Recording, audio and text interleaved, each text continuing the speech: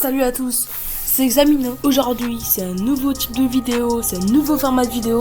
La prochaine vidéo, la semaine prochaine, ça va être une vidéo critique. Et là, c'est une vidéo de documentation sur l'évolution de YouTube. Alors, avant de commencer, abonne-toi, mets un like et mets la cloche. Alors, bonhomme masqué, balance l'intro. Squeezie, Amixem, MrBeast. Vous connaissez sûrement ces youtubeurs à succès qui vivent de leur hobby en débutant avec des vidéos dans leur chambre. YouTube devient de plus en plus une plateforme où l'on trouve des vidéos à haut budget avec des concepts toujours plus what the fuck, comme par exemple PK Express de JC ou qui sera l'imposteur de Squeezie. Mais comment sommes-nous arrivés là?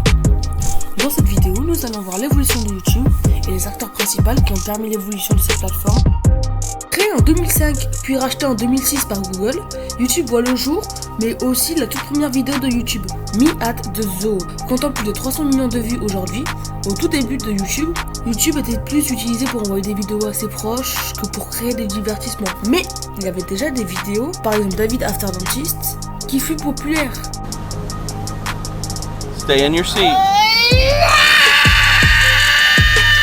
Puis arriva Cyprien en 2017 avec des sketchs, des vlogs, des sketchs rigolos. Norman Tavo qui arrive en 2008 avec des sketchs aussi. Il y a aussi le Rire Jaune de Kevin Tran et Henry Tran. Bon, ils sont arrivés en 2012, un peu plus tard, mais eux ils faisaient aussi des sketchs sur les Chinois, sur les Asiates. Et au début, tous ces vidéastes faisaient leurs vidéos eux-mêmes, pour le loisir. Un peu comme moi. Sauf que, comme c'était nouveau, ils faisaient tout eux-mêmes. Ils n'avaient pas de personne pour faire la montage, miniature. Par exemple, moi je prends des miniamakers volontaires pour me faire des miniatures. Mais eux, c'est eux qui se faisaient leur miniature. Puis, d'année en année, les vues ont monté. Les créateurs de contenu qui se sont fait remarquer ont pu commencer à pouvoir vivre de leur loisir. Puis les marques sont arrivées avec des collaborations commerciales. Et les marques de produits sont venues contacter les vidéastes. Et ils ont pu contribuer à la création de vidéos qui sont juste incroyables, mais qui ont dû nécessiter des milliers d'euros. Donc d'année en année, on compare de plus en plus YouTube à une plateforme avec des projets de grosses productions, comme une chaîne de TV, alors que sur YouTube, n'importe qui peut publier des vidéos. Maintenant que vous avez vu l'histoire de YouTube, on en est comment aujourd'hui? Et plus tard, ça va être comment? Aujourd'hui, YouTube est bien plus qu'une simple plateforme de partage de vidéos amateurs. On y trouve des vidéos qui rivalisent avec les productions de télévisuels en termes de qualité et de budget. Les créateurs de contenu investissent dans du matériel professionnel, engagent des équipes entières et les concepts deviennent de plus en plus élaborés.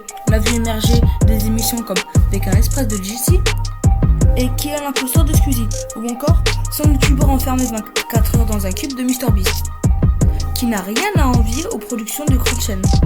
Ce changement s'explique par plusieurs facteurs. D'abord, la monétisation de YouTube a permis à de nombreux créateurs de contenu de faire de leur passion un métier à plein temps. Les partenariats avec les marques, les revenus publicitaires, les plateformes de financement participatif comme Patreon ou Tipeee ont permis de financer des projets toujours plus ambitieux. Ce n'est pas seulement une question d'argent. Les attentes des spectateurs ont évolué.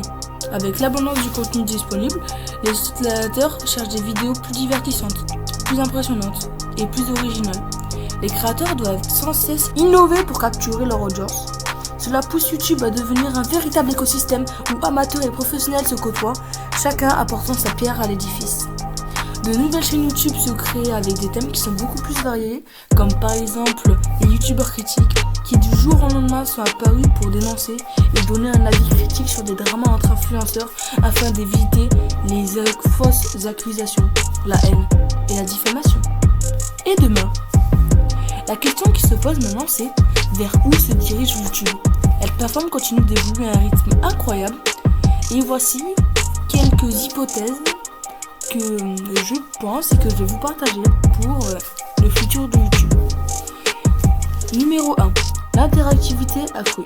YouTube pourrait devenir un espace où les spectateurs ne se contentent plus de regarder des vidéos, mais interagissent directement avec elles.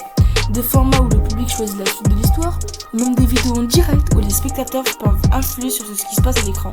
Ça deviendra probablement un peu plus courant. Et je vais vous donner un exemple. Ça existe déjà dans les séries sur Netflix. Par exemple, la série Minecraft. Il y a une série Minecraft où c'est interactif. Des collaborations encore plus grandes. Les frontières entre les différents types de médias continuent de s'estomper. On pourrait voir de plus en plus de collaborations entre youtubeurs, célébrités du cinéma, de la musique ou même du sport, créant des événements en ligne qui attirent des millions de spectateurs en temps réel. Numéro 3. L'impact de l'IA. L'intelligence artificielle pourrait jouer un rôle croissant dans la création de contenu. Des vidéos entièrement générées par IA. Ça serait incroyable. Mais bon, les IA sont déjà un peu intégrées dans les créations de vidéos YouTube. Par exemple, elles peuvent aider à faire une voix off. Comme dans ma vidéo sur Snap, je vous mets cet extrait. Sur TikTok, les vidéos de petites filles achetant des produits de beauté dans la célèbre chaîne de magasins Sephora, puis filmant leur routine beauté, font fureur. Ou encore les IA peuvent générer une partie de script lorsqu'on ne sait pas où avancer sur notre sujet pour la vidéo. En résumé, YouTube est passé d'une simple plateforme de partage de vidéos amateurs à un géant de la production de contenu numérique. Et si l'avenir est difficile à prédire, une chose est sûre, la créativité des créateurs de contenu continuera de repousser les limites de ce que l'on peut faire sur cette plateforme. Sur ce, merci d'avoir regardé cette vidéo. Je sais, l'outro j'avais oublié de la faire, du coup je la fais à minuit 20. Voilà. Abonnez-vous, mettez un like et vous faites partie, en vous abonnant, vous faites partie d'augmenter. C'est ma chaîne YouTube qui va peut-être faire partie de changer l'évolution de YouTube. Abonnez-vous. Allez, boum. Je vous mets votre musique préférée. Alors, à la fin, abonne-toi. Rejoins son univers. C'est là que ça se passe avec Examino. T'as des dramas sincères. Chaque vidéo, c'est une nouvelle aventure. Avec Examino, t'as know-how et futur.